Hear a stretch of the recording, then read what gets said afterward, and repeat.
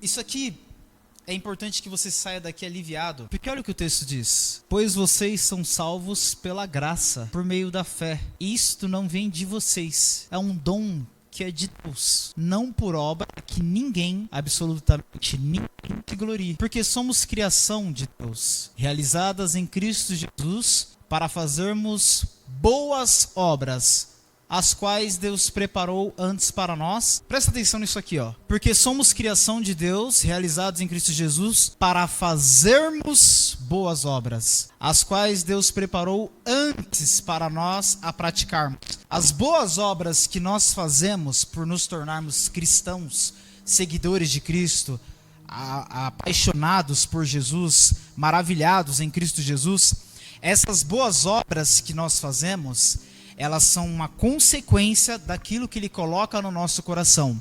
Nós não fazemos as boas obras pensando em ser salvo, ou pensando na salvação. Isso precisa ser um divisor na sua cabeça, porque talvez você aprendeu a vida inteira a barganhar com Deus.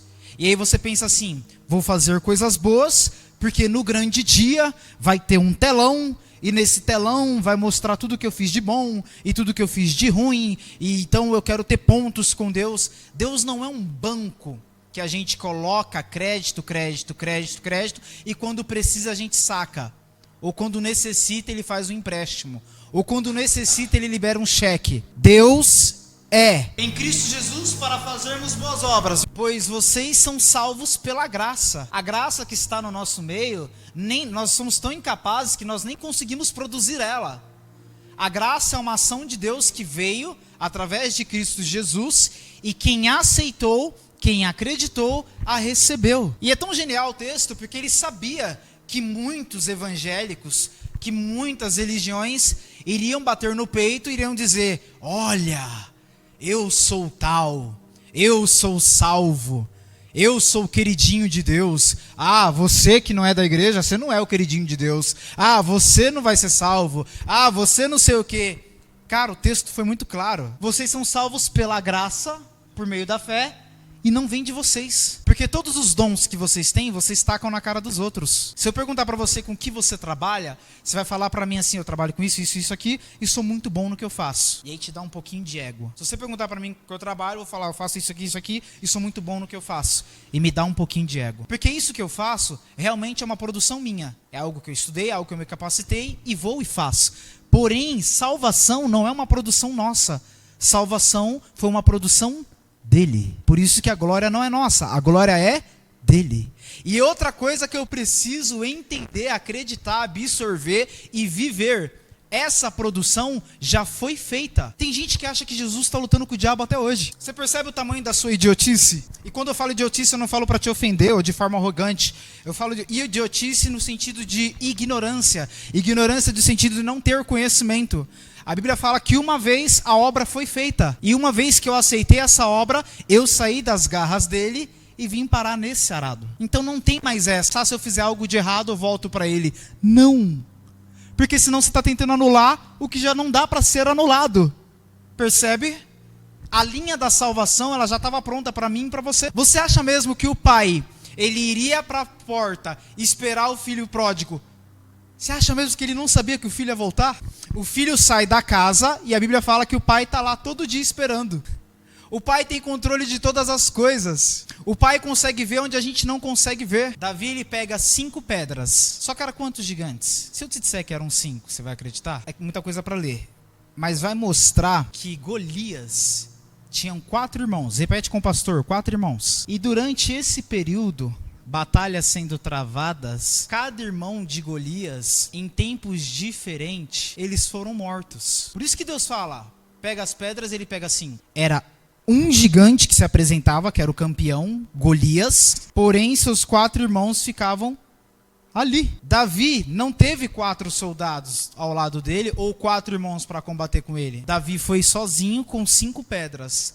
Uma pedra para cada gigante. Eu quero dizer para você que Deus não erra. Por que eu vou carregar 5 pedras se com uma eu consigo o resultado que eu preciso? Aí eu tenho uma palavra para você que às vezes acha que está carregando um fardo maior que pode suportar. Na verdade, você está tendo uma experiência que lá na frente você vai entender o resultado dela. Um homem chamado Ananias, Ananias significa graça. Um homem chamado Ananias com Safira, Safira significa pedra, pedra significa mandamento, mandamento significa lei. A sua mulher também vendeu uma propriedade. Ele reteve parte do dinheiro para si, sabendo disso também sua mulher, e o restante levou e colocou aos seus pés dos apóstolos. Então perguntou Pedro: Ananias, como você permitiu que Satanás enchesse o seu coração ao ponto de você mentir ao Espírito Santo e guardar para você uma parte do dinheiro que você recebeu pela propriedade? Ela não pertencia a você, e depois que você vendeu, o dinheiro não estava no seu poder.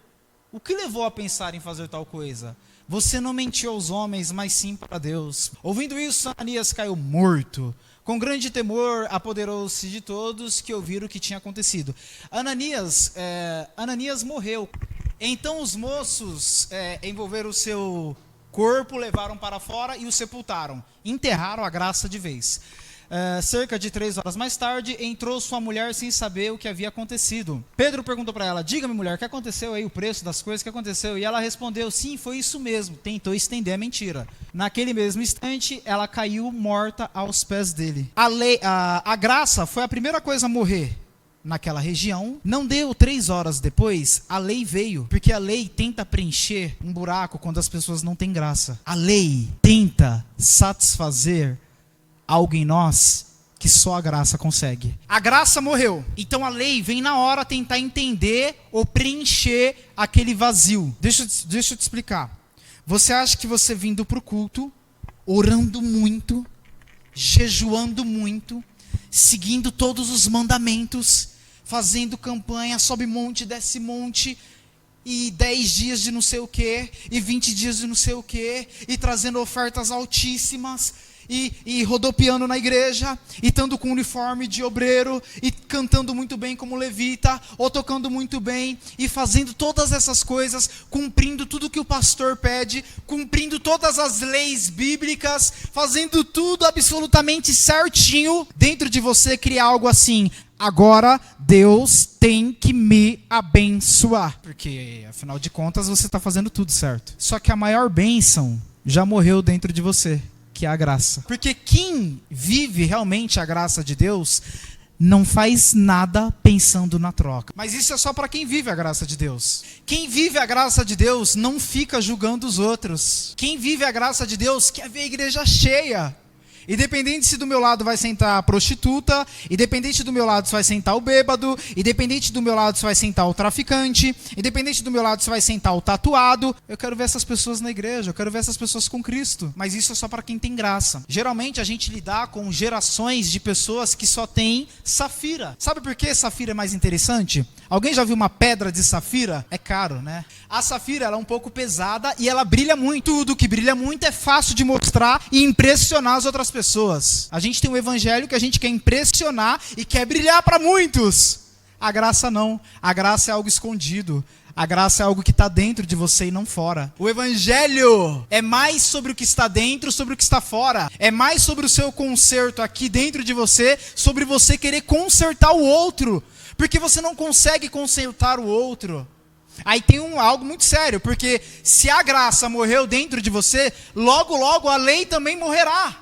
A Bíblia fala que durou 3 horas que a graça morreu, a lei chegou, você fez um monte de... Gente, por que as pessoas saem da igreja? Pega uma galera de 10, 15 anos, 20 anos de igreja e 5 anos de igreja.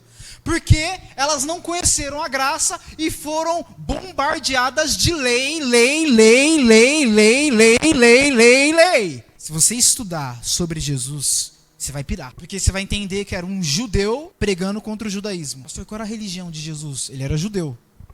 Mas em nenhum momento bíblico ele fala: vem ser judeu, vem fazer parte do judaísmo. Porque ele veio trazer um movimento, uma salvação que não dá para se vincular a religiões. E a gente fica nessa briga, batendo no peito. Sou evangélico, sou católico, sou presbítero, sou obreiro, sou budista. Cara, Jesus não cabe em nada disso.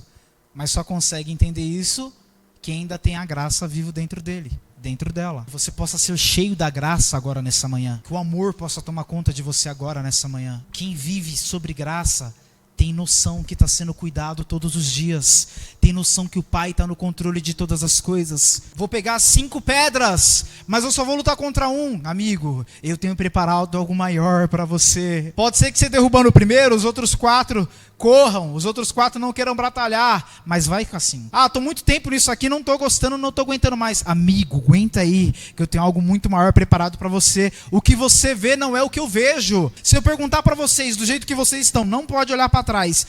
Quem é a pessoa que está sentado no último banco da igreja do lado direito? Vocês não conseguem ver, mas eu que estou aqui um pouquinho mais alto e que consigo olhar o seu passado e consigo olhar o seu futuro, eu consigo ver. Nós estamos aí, Deus está aqui. Deus, ele consegue ver lá, consegue ver aqui e consegue ver lá. Então tudo que nós estamos passando, tudo que nós estamos vivendo, estamos sendo agraciados por ele. Lembra? A salvação não é por nossas obras. Que proveito há eu querer te ver salvo no reino de Deus, mas antes eu tenho que te humilhar. No telão lá eu tenho que mostrar todas as desgraças que você fez. Tem gente que tem medo da salvação por causa disso, né? Tem medo do grande dia por causa disso. Fala, ai meu Deus, mas minha mãe vai ver o que eu fiz. Ai meu Deus, minha esposa vai ver o que eu fiz. Ai meu Deus, meu pai vai ver o que eu fiz. Ai meu Deus, ai, volta, mas não volta agora não. Deixa eu me preparar psicologicamente para isso, porque vai ser uma cena muito difícil. Cara, essa graça, a Bíblia fala que é um amor que nos constrange. Mas a Bíblia fala que não é uma humilhação que nos constrange, é o amor. Eu vou te explicar o que é o amor constranger você. Eu vou te explicar. Imagina que você é casado. Agora imagina você casado, você acordar e aí tem lá um café da manhã, algo bonito, flores, um coração. Aí falando com a Daiane, Deus. E tudo preparado, bonitinho. Só que você não preparou nada, mas prepararam para você.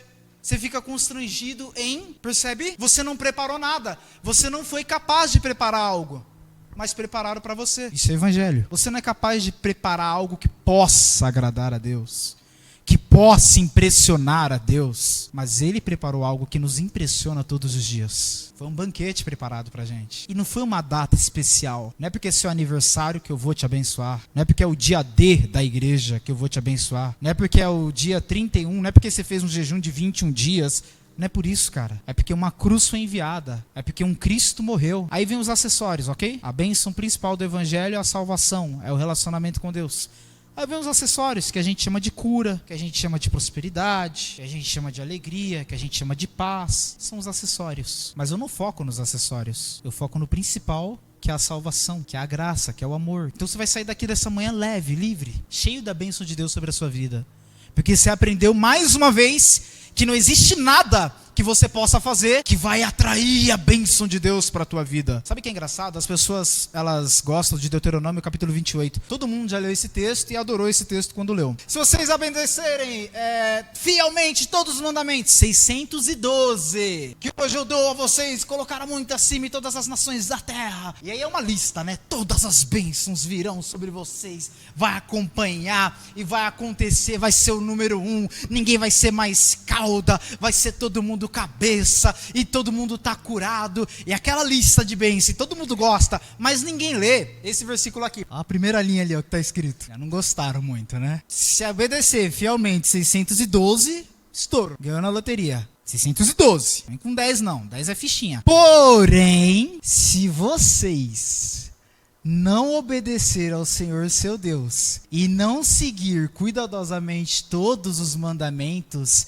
e decretos que hoje dou a vocês, todas estas maldições cairão sobre vocês e atingirão. Deuteronômio, ele estava falando com o povo na velha aliança, onde Jesus ainda não tinha vindo. Jesus ainda não tinha chegado. Jesus ainda não tinha se manifestado naquele lugar. Jesus chega com um cumprimento, onde não tem mais onde não inclui mais essa, dizendo assim, se obedecer é abençoado, se não obedecer é amaldiçoado. Não é mais sobre isso. É sobre um casamento, onde eu vou amar minha esposa na alegria ou na tristeza. Ela curada ou ela doente. Ela alegre ou ela triste. Ela bem ou ela é mal. O nome disso é casamento. O que Jesus veio trazer para a terra foi um casamento. Então não tem mais essa barganha. Se você fizer, eu faço. Velho Testamento era isso. Novo Testamento não é isso. Aí tem alguém que entende um pouquinho mais de Bíblia, ele vai falar assim para mim, tá bom, mas Ananias e Safira era no Novo Testamento e eles morreram. Mas eles morreram não porque não cumpriram algo, mas porque esconderam. Você não entende que o evangelho, ele não te dá um tempo para você se dividir? O evangelho, ele precisa de você inteiro. E a Bíblia fala que eles não estavam por inteiro.